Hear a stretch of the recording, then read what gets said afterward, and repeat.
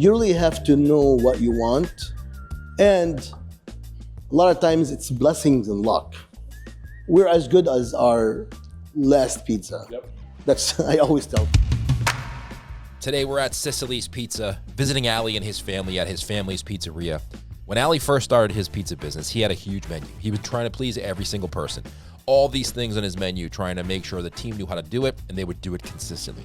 A few years back, he decided to cut almost everything off his menu and really focus on doing a couple things really, really well. He changed his whole recipe. He added deep dish.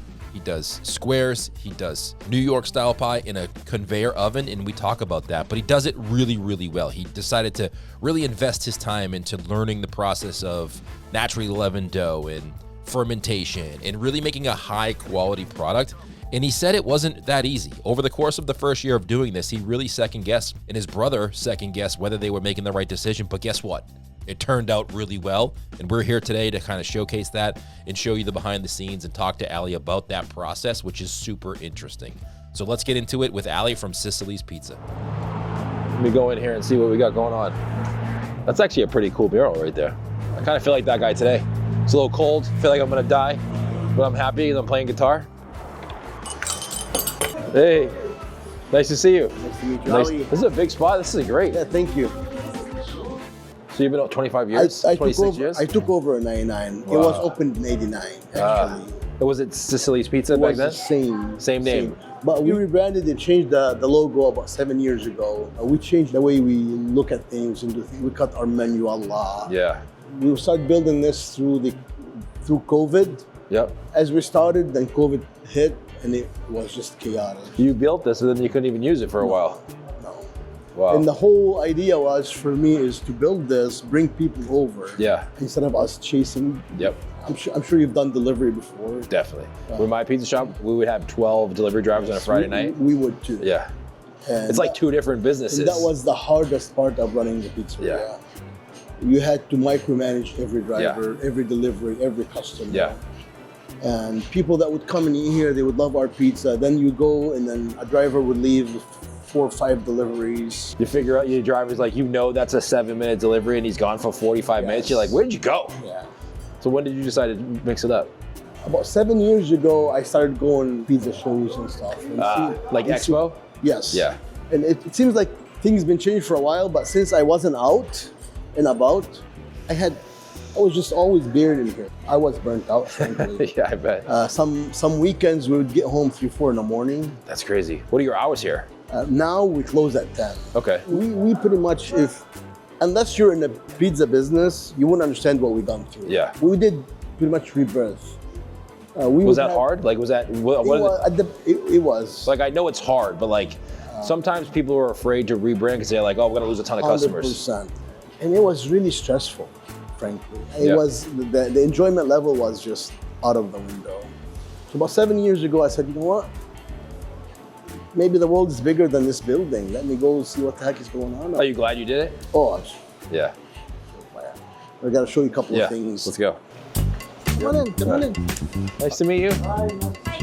You got a nice little cooking area back here, like so prep this area. This is our prep great. area, our dough area. Our oven is still the same. We were supposed to change our ovens. We kept them, Middleby Marshalls. What kind of pizza do you do here? I do round. Yep. We do squares, par bake. Sourdough, we par bake it, and then we finish it on the line. Yeah, I like this. A lot of people are doing it this way now. So now you have 2 sizes of pizza? Small and large and round, which is 10 and 14 inch. Yep. And then this does the squares and the No, circles? the squares are totally different. Totally different Recipe? Recipe, yes. Different flour. This is higher hydration. Okay. It's almost 80%. Where did you learn how to do those? Because they probably didn't do sourdough, right? No. Yeah. We started this after I came from Jersey.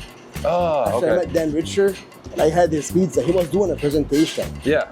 He told me this, that, and I'm like, you know what? And I ate his pizza in Jersey. I'm like, wow, it blew my mind. Yeah. Because we were used to direct mix, high glue and Pillsbury, which is the traditional the bouncer. Yeah, traditional chop. Very dry dough. Yeah. About 57%. Very dry. Then I went to this, I'm doing bulk fermentation, different flours. We blend a couple of flours to get this right here. So you turn the whole business upside down. From like when you started to what you're doing now is completely different. 100%. The only thing that's the same is the oven. Yeah, that's it. We were supposed to go for wood, frankly. Wood? Yeah, we wanted, when I did the change, Yeah. I said, you know what, I'm going for wood. Then That's drastic. it's the biggest challenge would have been heavy pizzas. Yeah, like those. Yes, this Yeah. is in these two. Yeah. Like this here. Like this is amazing looking pizza right there. Thank you. Look at that side on that. Yeah. This is our round. And it was giving us the product we want, the rise, the airness, the fermentation. So you do Italian style, New York, New York circles, style, and yeah, then round. did your choice. Yes. We used to have 5 sizes. Oh wow. We used to have a personal, small, medium, large, X-large, and jumbo. Oh my I'm god. telling you, you just look at this, and now we have 2 sizes. I don't think I've ever done a video with someone using a conveyor oven and In a very high-end dough. yeah. And all our, plus we do strictly halal meats. Yeah. So we have to prep all our meats in-house. Okay. So all our sausage is made here, our chicken like Hus was doing inside, is cut and marinated in-house. Yeah. So we don't buy nothing ready. Wow. Our pepperoni is, we pay almost $10 for pepperoni here per pound. A pound? Because Wow. it's halal, so it's a very small bag. Got it. What we do right now, Bruce, is pretty much chicken appetizer, which is here. We do a couple of subs, pizza, salads, and meatballs. That's great. about it. You look at the menu right now, the new menu, and and we truly brought people out here instead of us going chasing the business around. Yeah. It's unfortunate that we lost a lot of the business, but the silver lining for our business is life-changing. Sometimes you got to do business because it's like makes you happy. And it's not, of course, volume is good, but volume is not everything. Yeah. If you have crazy volume, but you're not making your margins, Yep. duh. Yeah. It took me about 15 years, 20 years to learn this. I like the flow here you have going here too. Yes. So somebody orders, they order here. They order here, or comes, of course, it comes straight to our printers. Yep. You have a printer or, there. or online. We have a huge online presence. Okay. This is our expediter. Mind you, this used to be a whole cooking line. Look at this. Used to be a whole hot line. And so your cutting station just used to be like just right here? Actually, the cutting station used to be right here. Because this used to be all wall. Okay. So we use cutting and expediting right here, and then it would leave from here. So order comes in, ticket goes there, ticket goes here, you pound right here. This is right here. So you pound the dough out, Yeah. top Comes it, out. put it in that And end. these guys right here finish. How long does it take to go through here? 5-6 minutes? We're at 8 minutes. 8 minutes, okay. Because we have no sugar, no oil, so And what's it at, like 500-600 degrees? it's 530. 520, yeah. Very low temperature, Yeah, long, yeah. nice and crisp Okay. finish. So it gives it a good crisp on it. Very, very nice finish. Yeah, that's good. And then, like I was talking to you about the wood oven, to build heavy pizzas in wood oven, it doesn't Yeah, work. you can't, yeah. The way we set it up and the way we mix our dough and our recipe, it works. You can see the finish on the dough. Yeah, it looks great. You really have to know what you want.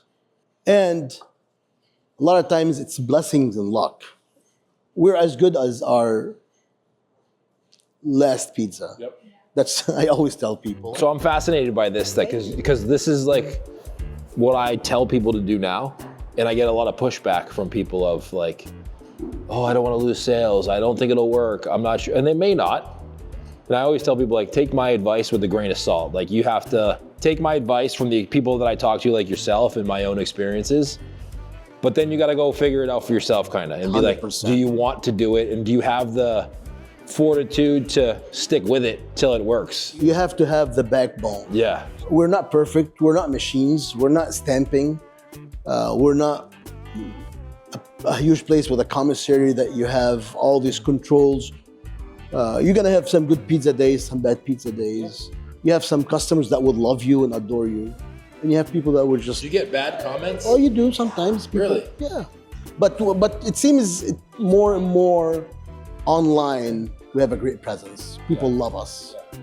But some people say, you know what? It's not what I want. Especially people that probably were part of our following before the change.